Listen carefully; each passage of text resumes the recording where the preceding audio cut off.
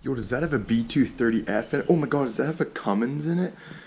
Is that a turbo red block?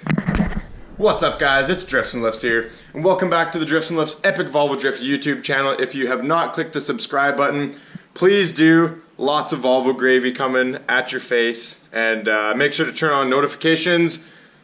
Lots of Volvo gravy coming at your face. Alright guys, so just a short video today.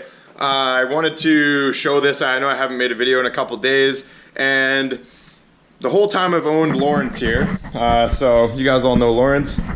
This car's had a bit of a problem getting into first gear. Second's pretty tough too, and if you're speed shifting it into third, like say when you're actually driving the car pretty hard, it would grind into third. Really difficult to get into first. So I was thinking, oh, maybe like the clutch is getting old and maybe the pressure plate's getting old. And then it kind of dawned upon me, that's kind of a sign of a clutch not fully disengaging. So I crawled under there today, and I'll show you guys what I found. So if you walk over here, this is the actuator for the slave cylinder. And if you look right here, see how far that's actually pushed through? So this is not supposed to be like this. This is over time has been ground down. And what that has caused, I'll show you with the factory clutch fork here. So this is going way too far into there now. And because of that, it's not able to fully disengage the pressure plate.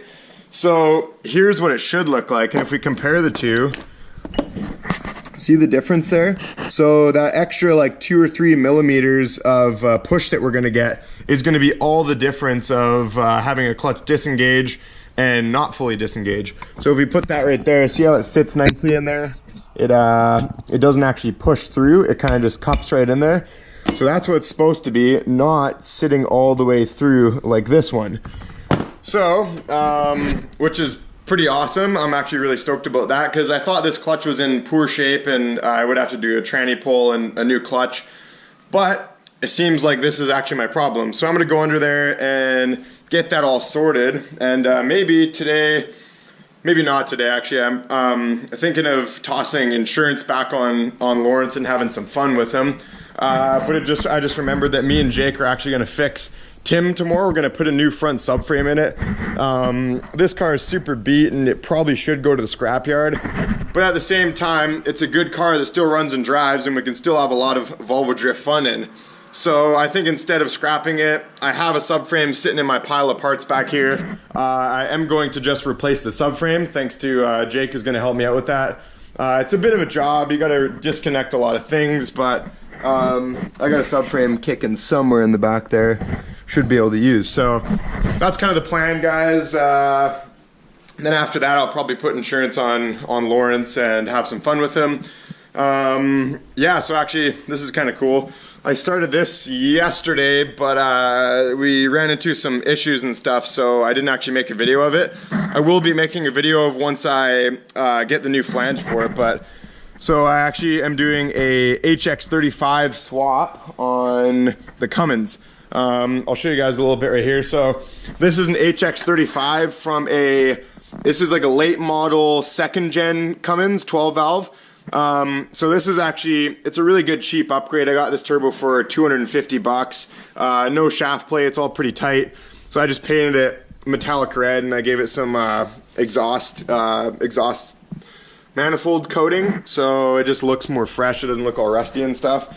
So these turbos, this is a wastegated HX35. So what I did on the stock 12 valves, these things can handle a lot of boost. These are really, really strong motors. So apparently, if I unplug the wastegate, I'm still running stock injectors. I should be running about 35 pounds of boost out of this turbo. And if we look on my factory turbo, this was the whole set H1C.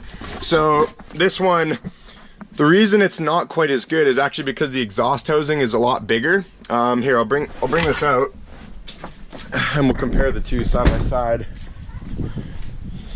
So put this turbo right here, bring our HX35 over, just place her right there. Okay, so let's look at these two. If we look, this exhaust housing is a lot bigger. Now, the reason this is actually going to be a better turbo is because of this smaller exhaust housing. It's going to spool a lot quicker. You don't actually need such a big exhaust housing. This is during the early stages of the Cummins, when they were, I'm sure they were kind of, you know, trying different turbos, and this is maybe a turbo that they had on some machine back in the day. But then they realized that going with the smaller exhaust housing builds boost quicker, and your EGTs may be a little higher. But this truck never really had too much of a problem with too high EGTs. Sorry, I'm going right into Cummins stock now. Fuck the Volvo shit. No, but so this compressor housing is also a little bit better. It's a little bigger. It flows a bit more air and stuff. So they say this should run about 35 pounds of boost with the wastegate unhooked, and this turbo is maxing out at about 26 pounds of boost. So this will definitely be an upgrade. It's because it spools up a lot quicker. It's also going to clear up a lot of the black smoke that I have. And you know, rolling coal is cool and all, but it's actually not that great for performance. Usually a cleaner tune with less coal, for say, is going to be actually more powerful. If you guys look at like all the new trucks, like the 6.7 Fords and the new Cummins and stuff, they don't really roll a whole lot of coal, just a little bit right off the start, and then they clean up, and then they go pretty good. So I'm stoked to see how this goes. It should be a pretty nice upgrade. The only problem is the stock flange that comes on the HX35 has this big tube coming down it, and it's not a V-band like this one. So I ordered a 2.5-inch V-band that bolts onto here, and that's gonna bolt on to my exhaust brake here.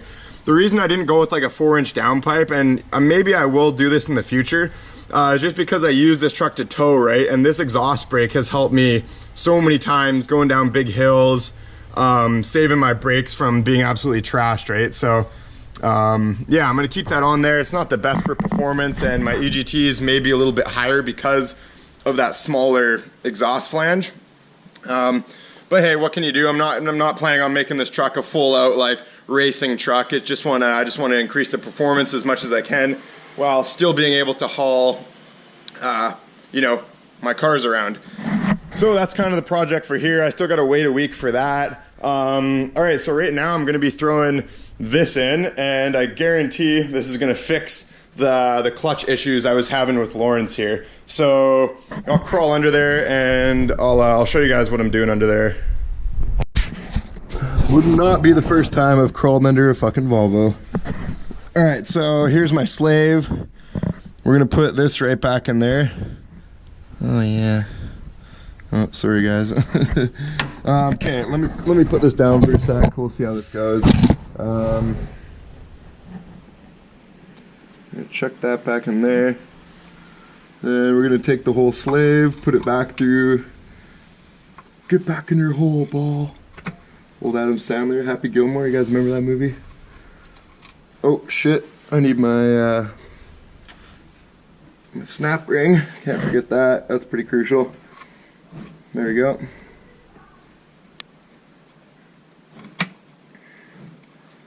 All right, so I'm just gonna push this through. It's gonna be kind of a pain. So you guys probably can't see anything I'm doing right now. So you all know how to replace a slave. It's easy shit. I shouldn't have to show you guys that. It's just a snap ring, pliers. All right, she's all back in. So we take a look up there. Snap ring is in.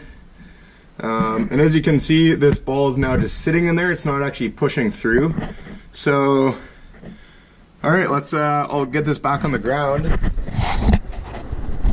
And we will see if it goes into gear properly now, which I almost guarantee it's going to. So that's pretty exciting.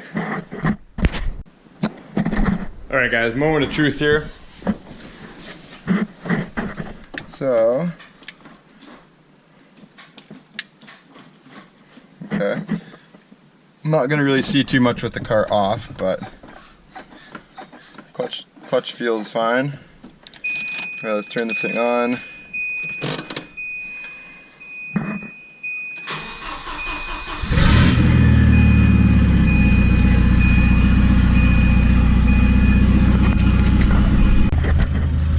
Alright guys, so push the clutch in. Ah, there we go.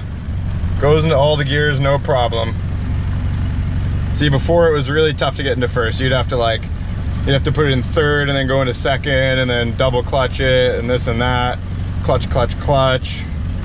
Oh yeah, so much better. All right, so that's awesome. I'm gonna lunge it forward. I'm gonna try not to hit my truck here. Oh yeah, now the clutch grabs earlier too. Fucking right. Oh yeah, it doesn't even grind into reverse. Okay, that is a win in my eyes. Thumbs up for that. Awesome. That I'm actually really stoked. I almost want to go put insurance on this and go for a rip. We'll save that for next video though, guys. Yeah, sorry for the short video. If you guys are having a problem with your clutch not disengaging, or you think that your car is tough to get into first gear, tough to get into second, it doesn't want to shift that great, check that. Check the throw rod, whatever it's called, for the slave cylinder, because as you can see with mine, it was really bad and it had worn down enough to make it not even disengage the pressure plate all the way. So I figured I'd just show that to you guys. Sometimes you may not think of something like that. So hope you guys liked the video. That's about it. That's a wrap up. Yeah, lots of Volvo drift stuff to come. I'll probably make a video of the subframe replacement when me and Jake do that tomorrow. Should be good. Bit of a job, but you just got to disconnect a lot of things. You got to take the steering rack out, you got to take the motor, you got to lift the motor up. We'll make a video of it, we'll show you guys. And then yeah, I'm stoked for the Cummins HX35 swap. That's gonna be really sick. Also, I met somebody at a gas station actually. He had this really cool looking first gen Cummins, and I rolled up in to get gas and we started talking or whatever. You know how those Cummins guys do, they're kind of queer like that. And yeah, so his truck was badass, man. It was pretty much like a sleeper first gen. It had a big Borg Warner turbo. It had all the pump mods like my truck has, 4-inch exhaust. Same kind of truck, single cab, 2-wheel drive, 5-speed truck. And it looked like an old farm truck, like it was matte gray. Definitely a sleeper truck. He's about to get some injectors in it, he says. And he's gonna run it up on the dyno. It should make about 350 wheel horsepower and a whole fuck ton of torque, probably like 750 foot-pounds. So Kyle's actually gonna be making me roll pans for my truck because I saw them on his truck and I was like, that's super sick, man. I'm gonna get out of this car before I die of carbon monoxide poisoning. Yeah, so Kyle's gonna be making me some roll pans for my truck, front and rear. So it's basically a bumper delete. I know it is kind of illegal, but it looks super sick and I like super sick, so we're gonna go with that. And yeah, Kyle said I could totally film a YouTube video of his truck if he wanted. So if you guys want to see a really badass sleeper Cummins, let me know in the comments and we'll go film some fun stuff with that truck and keep the Volvo drift gravy flowing. So that's about it, guys. Like and subscribe for big Volvo booties. Peace out.